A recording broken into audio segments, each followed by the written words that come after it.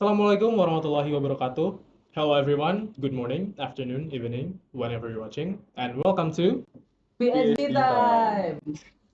Oke, kok kayak kurang kompak gitu ya? Iya. Kan bintang tamu yang berbeda. Pemikir aku saja. Oh iya. Kan sama-sama Hijau. iya. Oke, so kita kedatangan dua bintang tamu. We have very special guest for our special episode. So in this episode we are going to talk about something serious. Langsung saja ya, kita perkenalan dengan bintang tamu kita. Silakan. Hello everyone. My name is Felianto. I am a student at Mula Warman University. I'm currently studying financial management, and I'm here with. Hello everyone, my name is Rizky Putra Pratama. People call me Rizky, and I can speak English fluent in Indonesian accent. But we have condition today. Our discussion, the topic may be hard to understand, easy to misunderstand. Yeah. So I would like to ask question before we go any further. Is it okay if I do mix? So in something hard, Indonesia, something. Yeah, sure. Yeah, I can do that. Bahasa. Okay. Thank you. Okay. Okay. So, but what are we going to talk about today?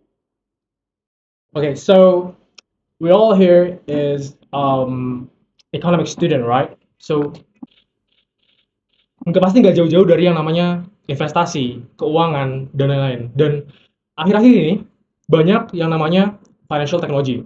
Salah satunya adalah cryptocurrency. Nah, di sini kita bakal bahas terkait cryptocurrency. Mungkin tergantung dari narasumber kita ya, bakal lebih dalam atau hanya surface-nya. Dan beberapa aset-aset yang mungkin berpotensi untuk masa depan gitu. But not financial advice though. Yeah. So, mungkin pertama-tama kita bakal ke Rizky dulu deh. Rizky, menurutmu apa itu cryptocurrency dan gimana caranya mulai untuk terjun ke dunia cryptocurrency ini? Oke, terima kasih Rio, terima kasih LS, respect LS. Aku mungkin bakal coba buka dari Bitcoin sih. Oke. Jadi aku cari-cari Bitcoin dan aku cari-cari gimana kira-kira orang bisa paham dengan mudah. Dan aku akhirnya dapat satu video yang kayaknya dijelasin lewat sini orang bisa cukup pemaparannya yang sederhana dan yang mudah diterima kayak gitu. Jadi kayaknya kita coba dari video itu dulu, baru habis itu kita komentari lebih lanjut. Okay, so we're going to play a video, right?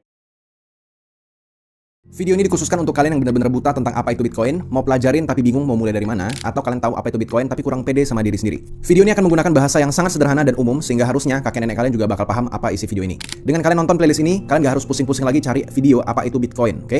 Ini adalah video pertama dari playlist kenalan Bitcoin dari nol. Halo semuanya, nama gue Josh Gultom dan playlist edukasi Bitcoin ini didukung oleh film berjudul God Bless Bitcoin. Ya, kalian wajib nonton film itu. Film itu bener-bener underrated banget sekarang. Kalian bisa langsung dengar dari para orang-orang hebat di luar sana tentang opini mereka mengenai Bitcoin dan apa prospek Bitcoin ke depannya. Dengan dukungan dari mereka, semoga playlist ini bisa edukasi lebih banyak orang Indonesia lagi tentang Bitcoin dengan gratis. Boleh banget setelah nonton video ini atau playlist ini, kalian lanjut nonton film tersebut. Bitcoin itu adalah sebuah sistem keuangan yang lahir di tahun 2009 ya, oleh seseorang atau sekelompok yang menyebut dirinya sebagai Satoshi Nakamoto.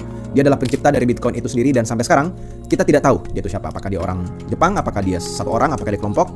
We don't know. Banyak rumor yang mengatakan kalau dia sudah tidak ada lagi karena isi dompetnya itu tidak pernah bergerak sampai sekarang tahun 2024. Kalau kalian sampai di sini dan sudah punya rasa skeptis, punya rasa bingung, punya rasa curiga dan lain-lainnya tentang Bitcoin, please dengerin dulu aja, ditelan dulu aja. Nanti kalian bakal ketemu jawabannya di sepanjang playlist edukasi Bitcoin ini. Bitcoin dibentuk karena kekecewaan Satoshi terhadap sistem perbankan yang kolaps di tahun 2008. Dia frustasi dan mencari cara bagaimana caranya kita semua ya bisa saling mengirimkan uang tanpa perlu pihak penengah seperti bank secara jarak jauh. Gimana caranya? Ya, gue bisa mengirimkan uang dari Indonesia, contoh ke Australia, tanpa penengah.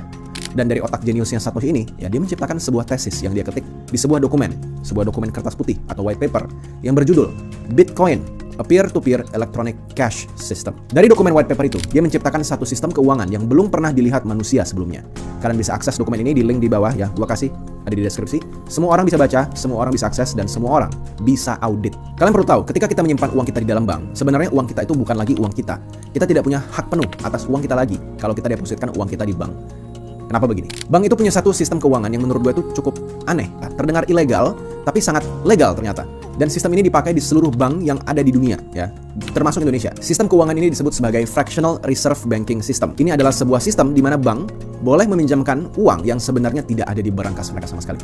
Ya, mereka bisa meminjamkan uang ini, which is nggak ada uangnya, kepada orang lain. Dengan sistem ini, bank punya kemampuan untuk mencetak uang dari angin.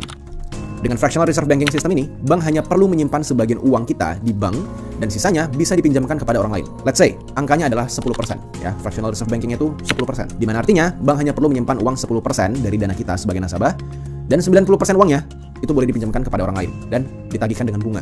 Jadi contoh, ya, gue bikin contoh yang cukup sederhana aja. Kalian coba dengerin pelan-pelan. Ada satu orang yang namanya Budi, dia datang ke bank. Ya, dia datang dengan hanya bawa uang 10 juta rupiah aja, cash, ya. Dia buka rekening baru dan dia depositkan uangnya sebanyak 10 juta. Setelah dia keluar dari dalam bank, ya, dia lihat di saldo rekeningnya, dia lihat di aplikasi HP-nya itu, ya, tertuliskan nominal saldonya itu adalah 10 juta, ya. Sampai sini paham ya? Tidak lama setelah itu, Susan, orang kedua, Susan, datang ke bank itu dan dia bilang ke bank, "Halo, Bang, saya mau minjem uang. Apakah bisa?" Karena tadi Budi sudah datang dengan bawa uang 10 juta dengan sistem Fractional Reserve Banking. Bank boleh dan legal meminjamkan uang kepada Susan sebanyak 9 juta rupiah alias 90% dari 10 juta tadi. Maka dari itu, bank ngomong, "Oh, kebetulan nih, kita punya uang 9 juta. Kalau Mbak Susan mau, kita bisa bukakan rekeningnya dan kita akan taruh uang 9 juta di dalam rekening tersebut." Oke. Susan menerima tawaran ini dan setelah beberapa ketikan ajaib di keyboardnya bank, ya, Susan diberikan uang 9 juta rupiah melalui rekening bank tersebut. Susan keluar nih dari bank. Dia cek saldo rekening di aplikasi handphonenya. Dan sekarang, dia lihat angka 9 juta rupiah. Ada yang aneh sampai di sini? Ya.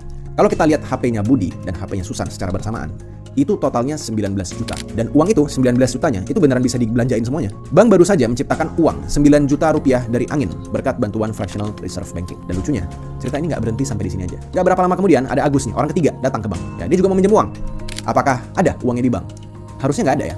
Harusnya uangnya sudah habis. Ya, harusnya negatif.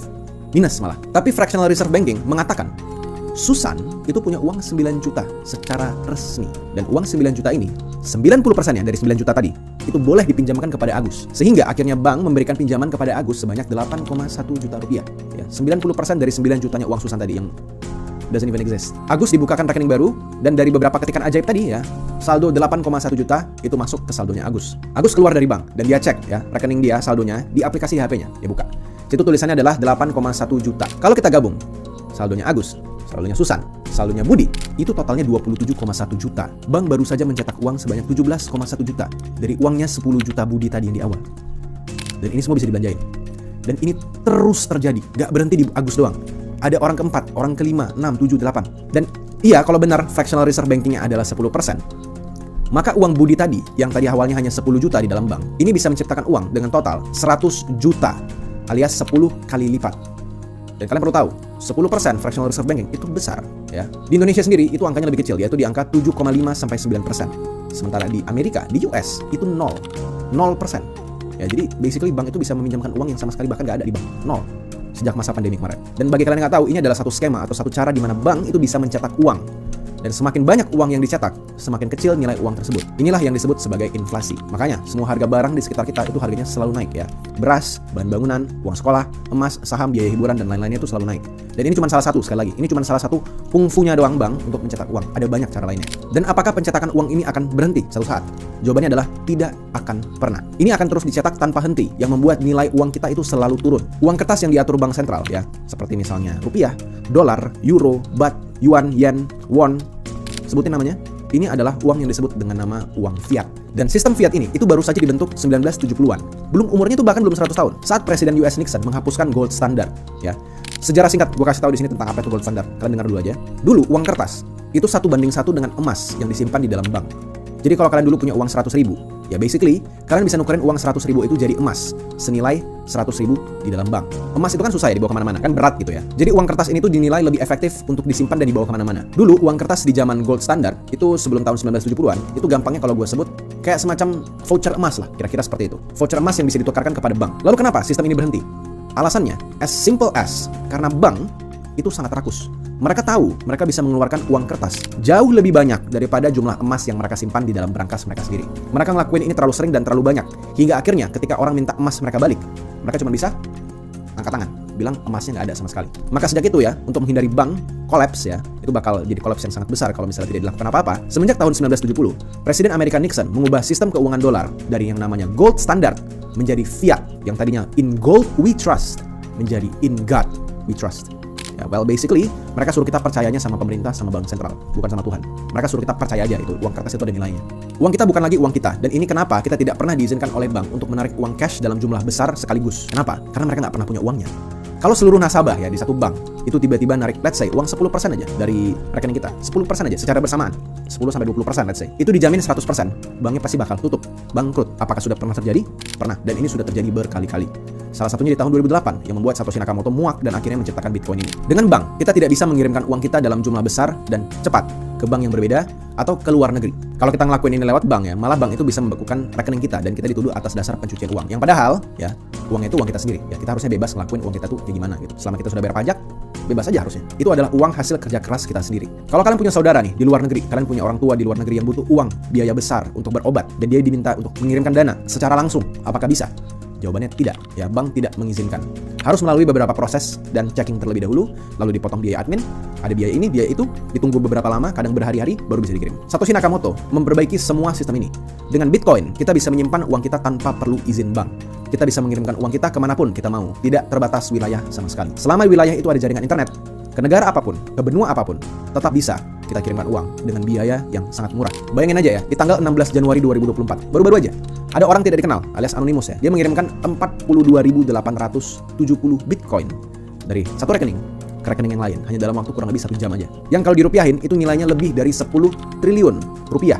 Apakah bank tradisional bisa ngelakuin ini? Apakah mereka mau ngelakuin ini tanpa pemotongan biaya-biaya tambahan? Apakah transaksinya bisa dilakukan secara lintas negara? Dan apakah bisa dilakukan hanya dalam waktu kurang dari 1 jam? Jawabannya sudah pasti tidak. Bitcoin ini memberikan kebebasan dalam kepemilikan keuangan. Ya, uang kita itu adalah uang kita, dan kita bisa melakukan apapun yang kita mau dengan uang kita tanpa perlu izin siapapun di dunia ini.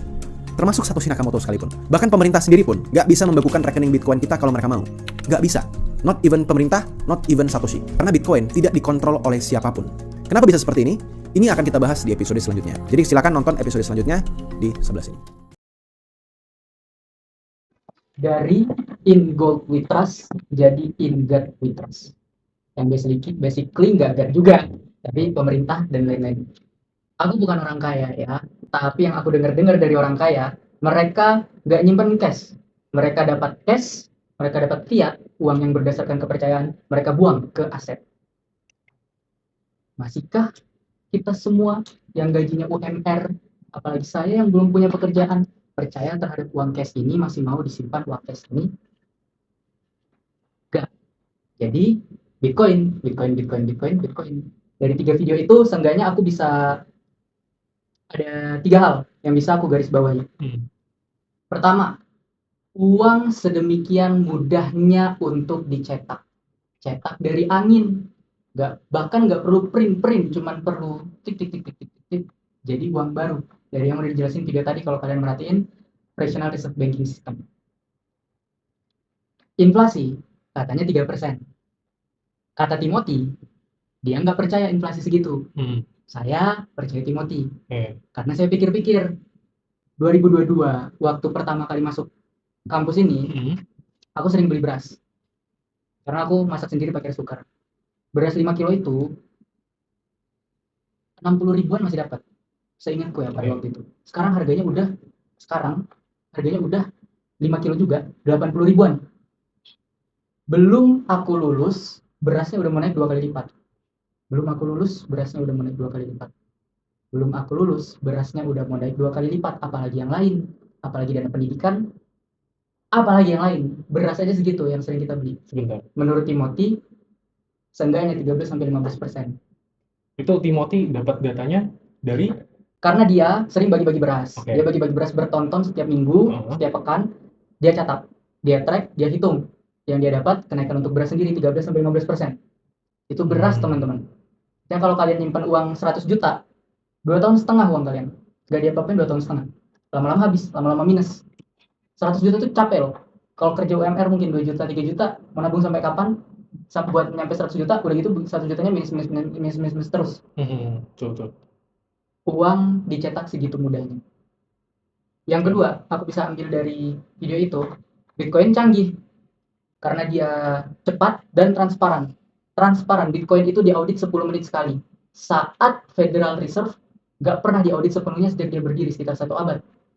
Federal Reserve, Banknya The Amerika Serikat, The Fed, nggak pernah diaudit sepenuhnya sejak dia pertama berdiri. Bitcoin diaudit 10 menit sekali. Transparan dan semua orang bisa lihat. Terus cepat. Bayangin aja ya, walaupun aku dan sebagian besar orang di sini, mungkin ada berapa sih di ATM-nya 1 juta 2 juta, tapi bayangin kalau kalian punya 100 triliun. Terus kalian anggaplah kalian di benua Afrika, negara tertentu yang lagi panas kondisinya. Kalian punya 100 triliun dan saat itu, detik itu juga kalian harus menyelamatkan diri kalian, anak istri dan keluarga kalian segera keluar dari sana. Apa yang bisa kalian bawa? Keluar dari tengah-tengah situasi konflik itu apa yang bisa kalian bawa? Kalian punya 100 triliun. Rumahkah bisa kalian bawa? Mobil mewah yang langka-langka itu mau kalian bawa? Emas kalian bawa kalau selamat. Kalau di tengah jalan orang lihat kalian bawa karung-karungan emas, dirampok kalian di tengah situasi konflik. Pertama kali dalam sejarah kalian bisa pergi kemanapun tanpa bawa apapun. Kalian bisa pergi ke Alaska di tengah salju telanjang atau cuman bawa sempak. Begitu mendarat, kalian mendarat beserta 100 triliun yang sudah kalian kumpulkan setengah mati sepanjang hidup. Itu Bitcoin. Canggih, cepat dan transparan. Kalau masih bilang ini scam, mungkin kalian belum setahu itu soal Bitcoin karena ini adalah teknologi paling canggih dan mutakhir. Persis seperti saat api ditemukan, persis seperti saat listrik ditemukan, persis seperti saat lokomotif ditemukan, seperti saat internet ditemukan, kita hidup di era Bitcoin ditemukan. Poin ketiga yang bisa aku tangkap dari video itu, yang juga mahal dari Bitcoin adalah gagasan desentralisasinya. Desentralisasi. Selama ini, kalian pikir kalian punya duit. Duit memberi power. Duit memberi kekuatan. Kalian pikir kalian punya duit dan kalian punya power karena duit itu? Tidak. Kalau kalian pengusaha, uang kalian berhasil cash flow-nya 500 miliar, muter-muter di antara usaha kalian. Suatu saat pemerintah di suatu tempat kalian tinggal bikin kebijakan yang merugikan bisnis kalian, walaupun bisnis kalian baik-baik sebenarnya. Merugikan bisnis kalian dan kalian koar-koar di internet bilang ini nggak adil, kalian mau mencari keadilan. Pemerintah itu mudah sekali, sangat mudah dengan segala yang mereka punya buat framing kalian menjadi kriminal dan rekening kalian dibekukan seketika. Dalam kedipan mata, 500 miliar yang sudah kalian kumpulkan sepanjang hidup susah payah hilang. Tapi Bitcoin nggak bisa.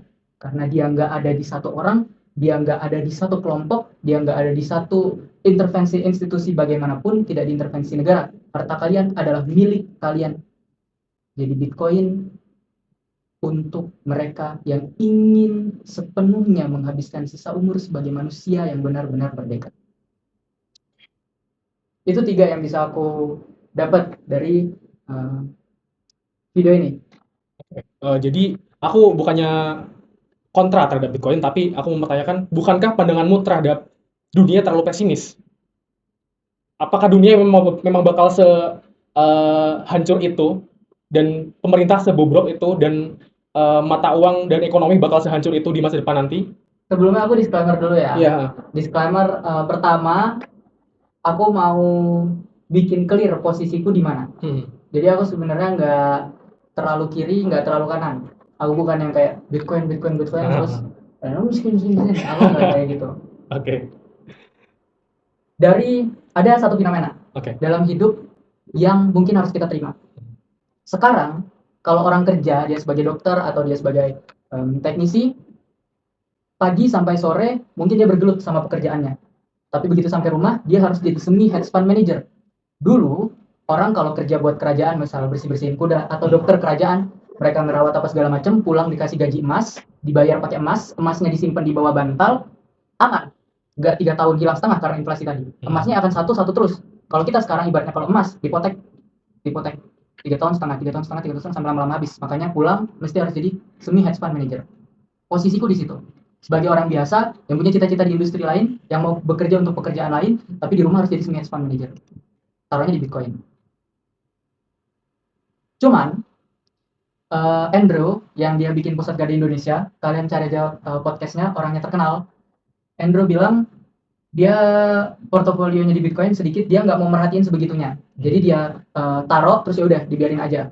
karena dia nggak mau waktu dia itu habis buat ngurusin investasi sepenuhnya, karena dia mau fokus ke bisnisnya, grow, dan bisnisnya ini menghasilkan ibaratnya mesin pencetak uangnya dia lah, Oke. ngasih duit banyak banget, dia mau fokus ke bisnisnya itu. Aku juga mau begitu, fokus ke sesuatu yang aku suka, sesuatu yang siap aku geluti, belajar banyak, jadi top 1% di situ. Meningkatkan skill, earning powernya meningkat. Aku mengamankan hartaku dan kemerdekaanku, powerku dari uang, aku amankan di Bitcoin. Posisiku di situ. Itu satu. Oke. Yang kedua, aku disclaimer juga, sebagian besar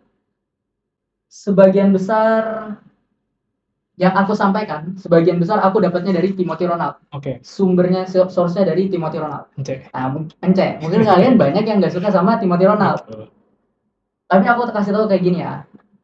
Menurutku,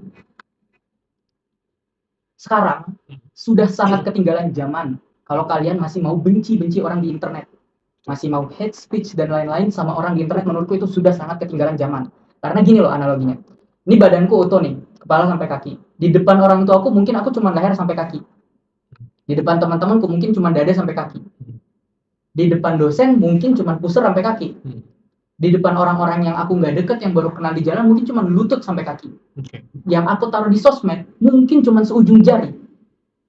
Seujung jari ini pun aku bagi, seperempat TikTok, seperempat YouTube, seperempat Instagram, seperempat mana lagi aku bagi. Kalian cuma tahu seujung jarinya Timothy Ronald, kalian nggak pernah ketemu langsung kan? Masih mau nge-hate orang kayak gitu yang kalian cuma tahu seujung jarinya. Plus seperempat tadi mungkin kalian ngelihatnya dari TikTok, potongan-potongan, klip. Clipper. Di TikTok pun kalian nggak tuntas, di seperempatnya Timothy Ronald, seperempat ujung jarinya Timothy Ronald ini aja kalian nggak tuntas, karena source-nya TikTok pasti banyak banget. Kalian ikutinkah semuanya? Atau kalau ke Instagram kalian ikutinkah semua sorotannya dari pertama dia bikin akun Instagram? Seperempat dari ujung jarinya Timothy Ronald aja nggak sebegitu kenalnya, mau nge-hate orang yang kalian lihat di internet.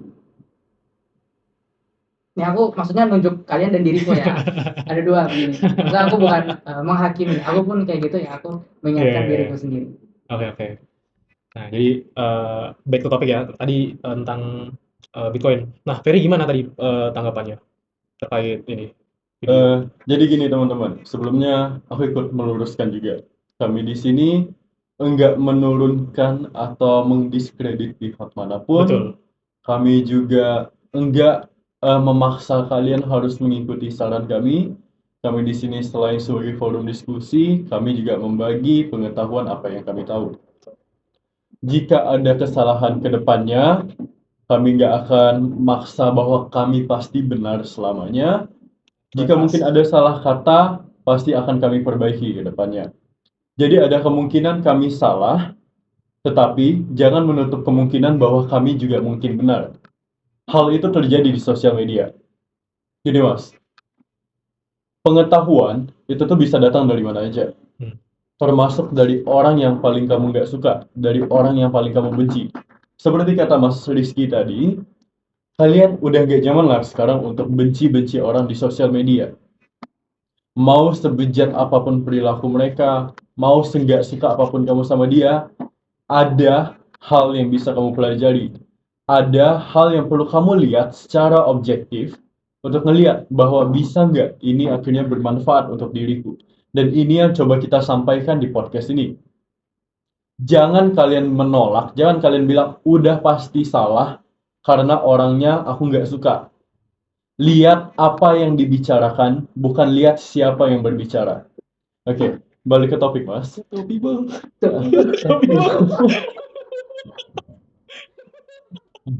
Oke, lanjut. Jadi gini, investasi itu bukan cara atau jalan kamu untuk menjadi kaya. Bukan juga cara kamu untuk jadi secara instan punya segalanya, secara instan bisa jadi kaya mendadak. Ini bukan judi online, ini juga bukan kamu dapat hadiah jackpot. Hal utama dalam investasi, tujuannya adalah untuk mempertahankan kekayaan melawan inflasi. Tujuan utama investasi ialah itu, mempertahankan kekayaan. menambah kekayaan, bukan menjadi kaya. Oke? Poin itu perlu ditegaskan. Jadi, sebenarnya sebelum semua ini ada tahap-tahapnya untuk kita melakukan investasi. Entah itu kalian di saham, entah itu di Bitcoin, cryptocurrency, mau itu emas, bangunan, kendaraan mewah, jam tangan, segala itu ada tahap-tahapnya. Enggak kalian punya semerta-merta punya uang, punya gaji langsung kalian investasikan. Enggak. Banyak tahap-tahap yang perlu kalian lewati dulu. Kalian harus punya pendapatan dulu yang besar. Kalian upgrade ke diri kalian dari leher ke atas. Perbanyak ilmu, perbanyak pengetahuan kalian akan investasi tersebut, baru kalian coba masuk ke sana. Enggak cuma karena dengar orang di layar, enggak cuma karena dengar FOMO-FOMOan, baru kalian ikut-ikut investasi. Kami memberikan pengetahuan akan cryptocurrency, akan Bitcoin, bukan pemaksaan buat kalian untuk membeli Bitcoin. Tetapi apa? Untuk menyadarkan bahwa sekarang ada investasi bernama Bitcoin dan tujuannya itu apa? Mengapa Bitcoin? Hal tersebut yang kami coba buat beritahu. Tapi dari kalian apa? Dari kalian adalah kalian fokus ke diri kalian, cari tahu lebih banyak akan hal tersebut, baru kalian terjun. Gak akan terlambat nantinya, gak akan 1-2 tahun, gak akan terlambat kalian.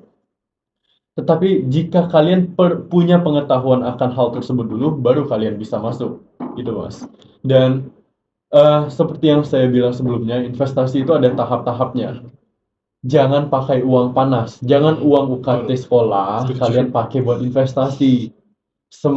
Misal kalian pikir investasi kalian akan balik modal dalam 1-2 bulan. Dalam bulan ketiga bisa kalian tarik buat bayar UKT. Semisal investasi kalian ternyata baliknya 4-5 bulan gimana? Nggak bisa bayar UKT, harus pinjam, harus ngutang. Kalau misalnya tarik dari aset atau investasinya. Kalau misalnya lagi minus banyak, floating loss 50% gimana? Rugi dong. Rugi kan? Rugi dong. Nah, makanya nggak boleh pakai uang panas buat investasi. Iya, Tapi betul. bang, nggak ada. Soalnya investasi itu tuh kita harus punya banyak banget pengetahuan akan investasi. Harus tahu soal rasio keuntungan, rasio kerugian. Harus tahu kalau misalnya kita loss 10%, cara kita buat tetap loss 10%-nya itu apa? Apakah kita harus cari keuntungan di atas 10%-nya lagi, ataukah harus 20%? Itu semua ada hitung-hitungannya, ada ilmunya, harus kalian pelajari. Oleh karena itu, benar kami di sini memberikan ilmu, memberikan pengetahuan akan cryptocurrency, akan Bitcoin, akan keseluruhan investasi tersebut. Tetapi perlu kita perlu kita tahu lagi bahwa yang penting dari investasi atau semua yang coba kita bilang di sini adalah pengetahuan akan apa yang kalian investasikan. Gitu. Mungkin aku kembalikan ke Mas Rio. Oke, setuju banget tadi tentang investasi terpenting untuk sekarang adalah investasi leher ke atas. Nanti kalau kita udah punya revenue stream yang gede, yang kita dapat dari hasil investasi kita dari leher ke atas itu, baru kita mulai investasi, baru kita mulai terjun ke investasi yang besar. Karena yang penting itu bukan bukan profitnya, bukan persenan dari profitnya. Karena kalau kita naruh 1 juta, profit 5% cuma berapa? 50.000. Ya kan? Tapi kalau kita naruh 1 miliar, profit 5% berapa? Segitu lah. Matematikanya nggak bagus. Oke. Nah, jadi yang penting gedein dulu revenue stream-nya, sumber pendapatan kalian, gedein dulu aset capital-nya, baru tapi kalau mulai investasi dari sekarang nggak apa-apa, yang penting uang dingin ya, dengan catatan uang dingin, jangan uang panas gitu. Nah, tadi kan kita bahas Sini. enggak. Jadi nggak jadi. Oh, mau bahas itu? Aku terserah kan kamu bahasnya. Oke. Tapi sekali aja deh. Nah, tadi kita kan bahasnya cryptocurrency, tapi dari tadi kalian bahasnya Bitcoin. Tapi kenapa Bitcoin? Apa bedanya dengan aset yang lain? Altcoin, meme coin, NFT, dan lain-lainnya di crypto itu. Itu sih kalau aku kasih referensi ya. Kalau kalian mau tahu lebih banyak tentang cryptocurrency, coba kalian nonton channel namanya Akademi Crypto. Itu video dia ada kelas berbayarnya, tapi ada gratis-gratis di YouTube. Biasa kebanyakan yang ngisi namanya Kalimasada, dulu dia dosen. Lebih bang. Sekali lagi ya, aku potong bentar. Ya, maaf ya, abang-abang. Oke. Mungkin kalian ketawa di belakang layar, mungkin kalian bilang, ini abal-abal, isinya cuma sebagai penjilat Timothy, Sales crypto, penjilat sales Timothy, kalimat saja, ya sales kan? Timothy. Kami affiliate. Pertama, kami nggak dibayar, Iya. kita nggak dapat pesangon apapun, kita nggak dapat bayaran apapun di sini. Seperti yang aku bilang sebelumnya, itu adalah jangan lihat orangnya, lihat apa yang dikatakan oleh orang tersebut, lihat ilmunya. Lihat Kalian gagasannya. pilah secara objektif, jangan kalian lihat karena subjektif doang. Semisal mungkin 5 atau 10 tahun ke depan ternyata kripto memang menjadi salah satu aset 3 terbesar di dunia, gimana? Masih ketawa hahaha hihi? Enggak kan? Tapi kalau Iya, misalnya semisal itu nantinya memang tidak semenguntungkan itu, setidaknya kalian jadi lebih aware karena kalian melihatnya dari sudut pandang yang objektif. Oke? Jadi pilahlah informasinya, dengarlah secara baik, dari situ kalian menentukan apakah ini bisa jadi bermanfaat atau tidak dari kalian. Oke, buat kalian. Nah. Oke, balik ke akademi kripto. Lanjut. Oke. Tapi tadi Ferry bagus poinnya. Aku rasa aku Setuju. perlu pertegas. Kenapa? Ngapain sih sebenarnya di sini? Nggak dibayar Iya. dan banyak tugas. Iya, Jadi betul. ngapain aku? Ini studio gratisan, lihat Studio loh. gratisan. Podcast Sahar Ekonomi dan Bisnis. Iya, kenapa masih kesini? Karena menurutku nggak semua orang sengeyel itu. Kadang memang ada orang-orang yang mau tahu, tapi aksesnya nggak nyampe ke mereka. Betul. Karena ya mungkin keseringan yang lewat, mungkin kalian udah sering lewat FYP TikTok Timothy, tapi yang lewat goblok kayak gitu ya kan. Tapi bang, Nah ini aku buka sedikit soal Bitcoin. Soal Bitcoin ini ya. Sekitar akhir tahun 2022 kalau nggak salah, akhir tahun 2022 atau 2021, Bitcoin itu aset ke-7 di dunia.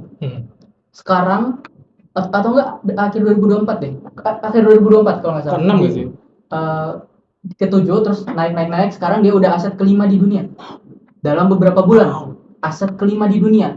Orang-orang kaya naruh duitnya di sini. Tesla beli, MicroStrategy beli, Microsoft beli, BlackRock beli, Amerika beli, Cina beli, Inggris beli, bahkan Bhutan negara kecil itu punya sekitar 12.000 Bitcoin atau berapa puluh triliun kalau dirupiahin. Kalau nggak salah negara udah ada yang pakai apa namanya? Turki. El Salvador. El Salvador dulu waktu itu dia sempat ngasih Bitcoin buat jadi alat tukarnya. Itu negara udah masuk ke sini. Iya, negara terus orang-orang pintar dan orang-orang besar semua udah masuk ke sini. Lebih baik didengerin. Lebih baik didengerin. Kita berdua lebih baik mendengarkan Bitcoin. Karena harganya di 2022 itu sekitar 300 jutaan. Sekarang sudah 1,7 miliar. Betul. Naik sekitar 6 kali lipat dalam 2,5 tahun terakhir. Bahkan naik 350.000 kali lipat dalam sekitar 10 atau berapa belas tahun terakhir. Masih maukah nggak beli Bitcoin? Masih maukah kalian simpan uang kalian yang terus melemah itu? Entah kalian dari negara mana, mungkin ada orang Afrika nonton di sini. Kalian megang apakah? Masih mau kalian simpan? Sobat-sobat terjerat fiat. Terjerat fiat. Itu ya, jadi didengerin lah teman-teman ya. Begitu. Tadi pertanyaanmu apa ya? Ini kenapa Bitcoin? Kenapa nggak aset-aset lain? Karena ini kalau kalian mau cari tahu lebih dalam tentang kripto, kalian sebenarnya kripto itu banyak proyek-proyek yang bagus juga. Kalian mesti pilah-pilahnya, hati-hati. Coba pelajari dari Akademi Kripto disampaikan Kak Mas Sada. Tapi dalam 10 tahun siklus lah, 5 tahun sekali biasanya dari 1 sampai 10, 2 sampai 10-nya itu ganti-ganti, berubah-berubah. Yang selalu ada dari dulu sampai sekarang ya Bitcoin. Karena memang Bitcoin ini sesuatu. Top 10 ininya, top 10 aset. Top 10 kripto. Iya, aset kripto. Top 10 kriptonya. Makanya kenapa naruhnya di Bitcoin, karena emang seaman itu. Makanya kalian coba deh nonton seri borong Bitcoinnya Timothy, itu dia memandu kalian seperti pengembala memandu kambing, biar kalian bisa kerja aja dan pertajam skill kalian, perbesar income, pendapatan, earning powernya diperbesar, tapi harta kalian gak kemana-mana. Dia biar yang mantauin Bitcoinnya itu si Timothy. Jadi kenapa Bitcoin? Karena itu kalau dibanding aset kripto yang lain. Lanjut tadi kenapa pandanganmu pesimis? Pesimis dunia. Beliau Rizky ini kan bilang kalau misalkan ada perang gimana-gimana, yang bakal bertahan aset kita ya cuma Bitcoin, cuma aset digital. Oh ya, emas bakal dijarah, rumah bakal hancur, fiat bakal ditarik sama negara dan lain-lain. Kenapa kalian berpikir seperti itu? Ataukah karena emang worst case-nya adalah itu? Atau karena berguna di saat itu aja, Oke. gitu. So, ada pepatah yang aku rasa cocok banget untuk hal itu, Mas. It's the history always repeat itself. Oke. Oke. Sejarah akan selalu mengulang kembali dirinya. Ya. Kita ambil contoh Black Plague pada tahun 1920. Oke. Itu terjadi banyak banget, ada penyakit namanya apa kalau Indonesianya tuh? Black Plague. Lain, bukan flu, itu kayak Ya pokoknya ada penyakit Iya, yang kusta akhirnya di menyerang Eropa. Eropa dan memusnahkan lebih dari 50% rakyatnya di sana. Oke. 100 tahun kemudian di dunia ada namanya COVID-19. Virus yang sama yang menyerang dunia dan membuat ekonomi dunia ini hancur pada saat itu. Mungkin dari kalian gak ada yang merasakan harus menarik uang dengan jumlah yang fantastis untuk dapat bertahan. Tapi semisal pada saat itu kalian mencoba untuk menarik rekening kalian yang misalnya nominalnya 10 triliun atau 100 miliar gitu, kalian nggak akan bisa. Kenapa? Karena orang-orang tuh lagi pada panik semua. Orang-orang ini pada lagi semuanya juga sedang menarik uang dengan sistem fractional reserve banking. Bank itu nggak punya kas sebanyak itu. Mereka tuh nggak punya uang real, uang beneran yang sebanyak itu. Jadi ketika semua orang menarik, seperti katanya Mas Rizky tadi, kalau misalnya orang tuh berbondong-bondong menarik, enggak 100% ya, 10% aja. Semua orang di dunia yang ada di dalam bank tersebut menarik 10% dari rekeningnya, bank nggak akan bisa untuk membayar semuanya. Oleh karena itu apa? Banyak syarat-syaratnya, harus banyak. Oh nggak bisa Mas, harus tunggu dulu 7 hari, 10 hari, 1 minggu, atau mungkin 1 bulan.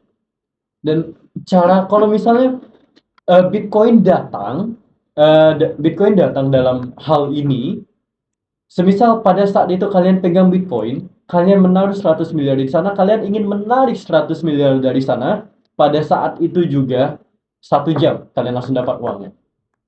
Masuk ke rekening kalian langsung. Itu fungsi Bitcoin. Itu bedanya dengan bank-bank konvensional.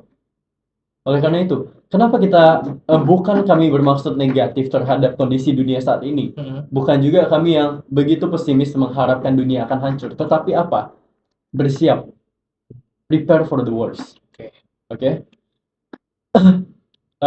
Banyak, saya sendiri masih mahasiswa, bukan sarjana, bukan profesor, juga bukan pengamat ekonomi yang handal, juga bukan yang terpercaya di mana-mana.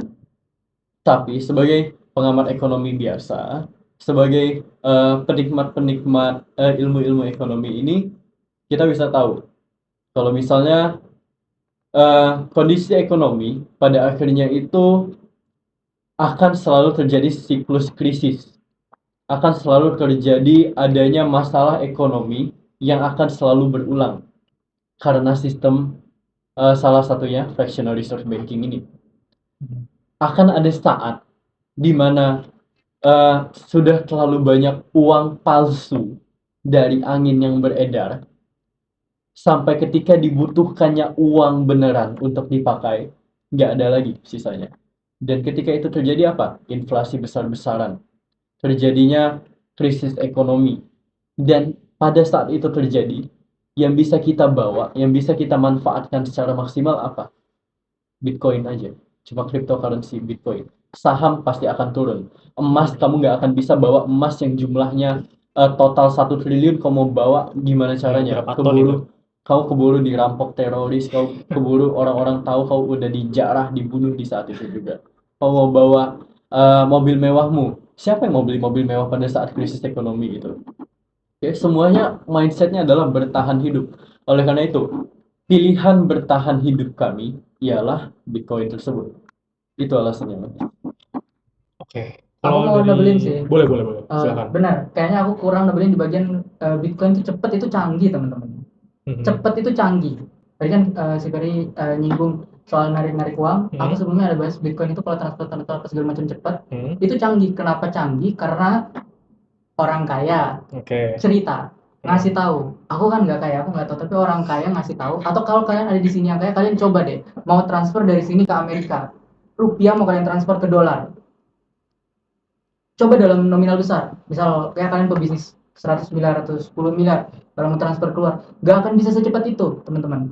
Karena rumit, mereka ya konfirmasi apa segala macam, dan banyak yang harus diurus berkas-berkas sebenarnya, rumit. Dengan Bitcoin, dari Indonesia ke Amerika, benua Afrika ke India, benua manapun kalian ada di posisi di dunia ini, kalian bisa ngirim dalam jumlah berapapun, 1 detik, 1 menit, 1 jam, nyampe. Itu canggih. Kenapa dia berharga? Dia canggih, Bitcoin itu. Terus tadi soal, aku lupa terus pertanyaan, pesimis ya? Iya. Hmm. Tadi kan katanya prepare for the worst. Sekarang aja ya, sebenarnya nih, kalau kalian mau cari-cari agenda begini ya teman-teman. Dunia itu melayani orang-orang kaya. Oke. Yang kalau orang-orang kaya ini, yang super kaya ini punya keperluan, dunia melayani keperluan itu. Jadi kalau ada yang orang-orang kaya ini rasa penting untuk mereka, pasti akan didorong. Contohnya yang keluar dengan Bitcoin ini. Orang-orang kaya pakai, kalian bagus belajar lah. Karena pasti akan didorong arahnya ke sana.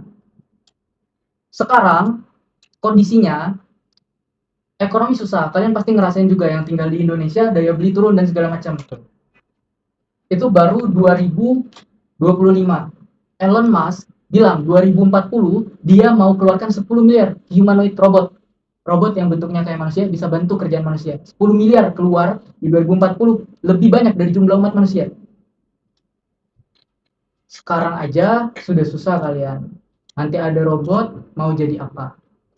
Di antara juga yang arah orang-orang kaya ini, tadi kan aku singgung dunia melayani orang kaya. Di antara arah orang-orang kaya ini, kalau kalian mau cari aja namanya The Great Reset.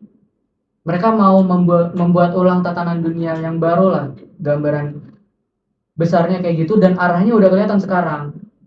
Mungkin kalian mau digantiin karena kalian rewel, kalian ngeluh kalau gajinya kecil, ngeluh kalau capek, demo kalau merasa terzolimi, rewel. Mungkin kalian suatu saat robotnya udah tiba, BMW itu pabriknya udah hampir, kalau kayaknya udah full robot deh. Xiaomi juga di Cina itu dia ngeluarin pabriknya full robot. Amazon juga udah banyak robot yang kayak manusia yang dibeli geser-geser kotak apa segala macam, dan dia PHK sekian angka karyawan yang fantastis besarnya. Kalau robotnya udah tiba 10 miliar, mau jadi apa? Dan menurut kalian kalau kalian udah di kondisi kayak gitu, kalian akan diapakan? Akan jadi yang nggak berguna pasti. Setuju. Itu arah, jadi bukan pesimis, cuman arahnya emang itu yang dimau sama orang-orang besar, penguasa dan kaya raya ini. Kalian cari aja coba The Great Reset, itu dikampanyekan udah cukup lama. Slogannya, you will own nothing but you happy. Rumah kalian bisa beli nggak sekarang? Sanggupkah kalian, generasiku ini, beli rumah yang miliaran? You will own nothing but you happy. Motor itu udah ada beberapa dealer yang motornya dijual murah, tapi baterainya motor listrik, tapi baterainya nyewa. You will own nothing but you happy. Beli Bitcoin, belajar. Ini canggih, ini yang bisa menyelamatkan. Di kondisi kayak gitu kalian masih mau percaya? Orang kondisi sekarang aja kalian percaya kan masih sama pemerintah? Kalau aku sebagai warga negara Indonesia, aku percaya pemerintah Indonesia. Tapi mungkin di sini kan ada warga negara antara Zimbabwe dari dunia yang udah ganti ke mata uangnya, udah ganti nggak sih Zimbabwe? Iya, ganti mereka. Mungkin kalian nggak percaya sama pemerintah kalian di kondisi sekarang aja kayak gitu, apalagi nanti di 2040 yang akan sekacau balau itu sebenarnya. Coba masih mau santai-santai tidur siang kayak bayi, kata Timothy. Bangun. Coba Bitcoin canggih dan itu yang bisa menyelamatkan. Yang bisa ya kayak kata Ferry itu, jangankan aset, mata uang kita ini ya dicetak pakai angin. Kalau dulu belakangnya emas, sekarang emasnya udah nggak ada. Dari in gold we trust jadi in God we trust, yang basically nggak God juga, tapi pemerintah. Ini kalau dunia tergoncang, mau jadi apa cash yang kalian timbun-timbun, yang mungkin kalian buat dana pendidikan anak, kalian pikir ada simpen 70 juta, 80 juta sekian, akan jadi apa kalau dunia sekacau balau itu? Bitcoin yang terbukti melalui krisis-krisis tersebut. Sekarang 1,7 miliar. Masih jauh perjalanannya. Beli dan amankan harta kalian di Bitcoin. You will own nothing, but you will happy. Bitcoin ini tadi aku ingat yang mau aku sampaikan.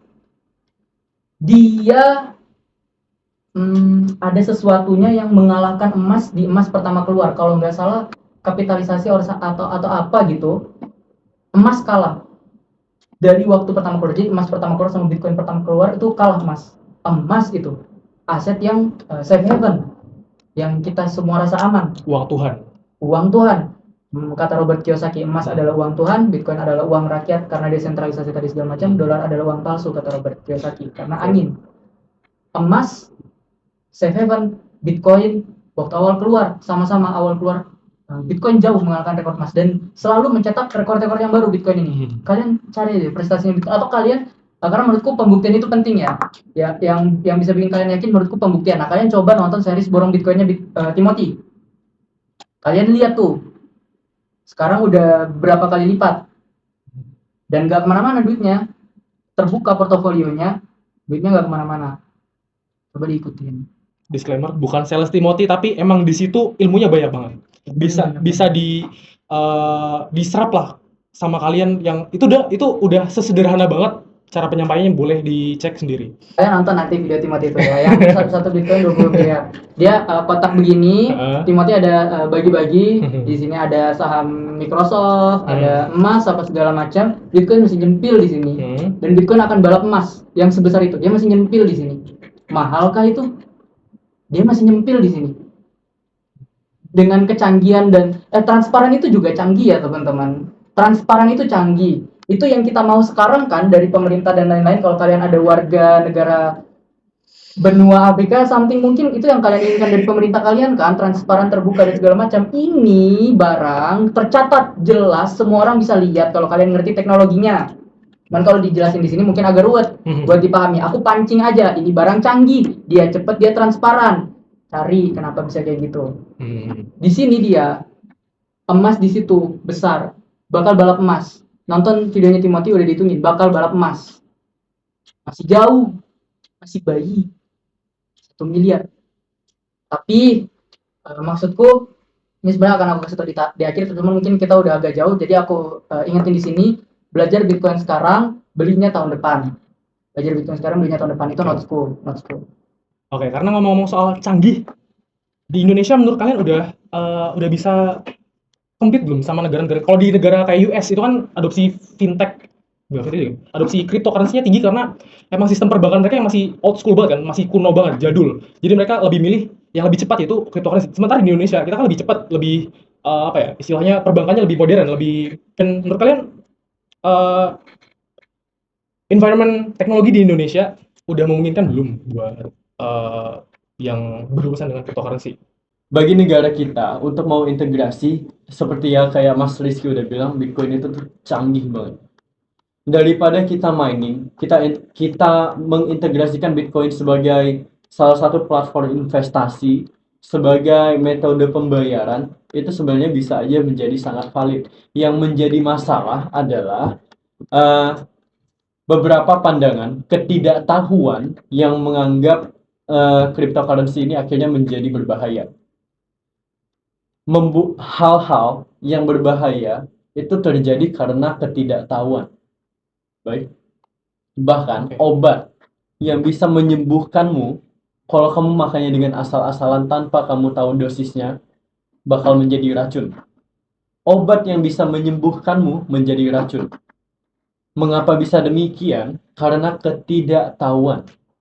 Kami di sini tidak bisa memberikan informasi sedetail itu sampai akhirnya kalian bisa paham secara menyeluruh tentang apa itu cryptocurrency, tentang apa itu Bitcoin. Yang bisa kami lakukan cuma memantik api di dalam diri kalian, dan jika kalian niat, pelajarilah. Sama seperti di negara ini. Untuk bisa mengintegrasikan perlu adanya edukasi akan cryptocurrency, edukasi akan Bitcoin, tentang bagaimana Bitcoin itu sendiri, cara kerjanya gimana, blockchain itu tuh apa, itu semua perlu dipelajari. Makanya banyak yang pada akhirnya menjadi tokoh-tokoh cryptocurrency ini yang memberitahukan pendidikan akan cryptocurrency. Timothy Ronald, Kali Masada, Akademi Crypto, dan masih banyak lagi. Kami cuma menyebutkan nama-nama yang top-top aja. Apakah bisa menjadi integrasi untuk pembayaran negara? Bisa. Contohnya apa? Kita ambil di Turki, di mana 90% dari transaksinya sudah mengintegrasikan Bitcoin. Kalau misalnya negara lain aja bisa, kenapa negara kita tidak? Aku rasa itu bisa cukup untuk menjawab. Dan aku rasa cukup menjelaskan Oke. seluruh topik kita untuk Baik. hari ini juga. Ada satu phrase yang aku tangkap, orang Indonesia lebih suka familiar discomfort daripada unfamiliar comfort. Ya tadi, mereka kebanyakan nggak mau enak karena nggak tahu. Mereka lebih pilih yang nggak enak karena tahu, karena udah kenal, daripada yang nggak enak, daripada yang enak tapi nggak tahu. Begitu. Itu ya, makanya belajar, cari tahu. Walaupun kalian nggak tahu, kalau kalian belajar, insya Allah lagi. I think that's all for today.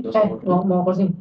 Ya, tapi ntar ada. Oh, Tadi ada sedikit a little bit talking about AI. Mungkin kalau ada episode selanjutnya ya, episode spesial selanjutnya dengan orang-orang yang sama. Ya. Nah, mungkin kita bakal bahas itu lagi. Mungkin lebih dalam juga, mungkin bakal menyinggung cryptocurrency lagi tentang ekonomi secara makro. Bakal belajar lagi kita ya tentunya. Oke, jadi itu dia. Mungkin kita bakal denger closing statement dulu dari Mas Bro kita. Silakan. closing statement, ada satu kondisi lagi yang bisa kita pahami dan harus kita terima sebagai manusia. Setiap generasi melalui krisis, seperti disinggung sama Ferry tadi. Setiap generasi melalui krisis, dan setiap krisis masing-masing dari generasi itu selalu dikasih aset penyelamatnya. Sebuah kesalahan besar bagi baby boomer adalah tidak membeli emas pada waktu itu. Kesalahan besar bagi Gen X adalah tidak membeli properti pada waktu itu. Kesalahan besar bagi milenial adalah tidak membeli saham pada waktu itu. Dan akan menjadi kesalahan yang sangat besar bagi Gen Z kalau tidak membeli Bitcoin. Jadi cari tahu, teknologi jangan dilawan, dipelajari. Oke, nah itu dia closing statement dari Mas Bro Rizky. Selanjutnya, boleh dari Mas Bro Ferry. Mine will be short Oke. and close and simple. Because you guys are watching this for now, maybe it will be less than 1K, maybe it will be less than million. It will be just for a sum of people, a real amount of people. But one day, if we are going to talk about this again, in our own legacy, in our own dynasty, then maybe it's too late for you guys to hear about from us. Okay. The thing that I want to say is, dengarkan pesannya, bukan lihat orangnya. That's it from me. Oke. And that's all from us. Wassalamualaikum warahmatullahi wabarakatuh. PhD time. Knowledge and fun. Bye.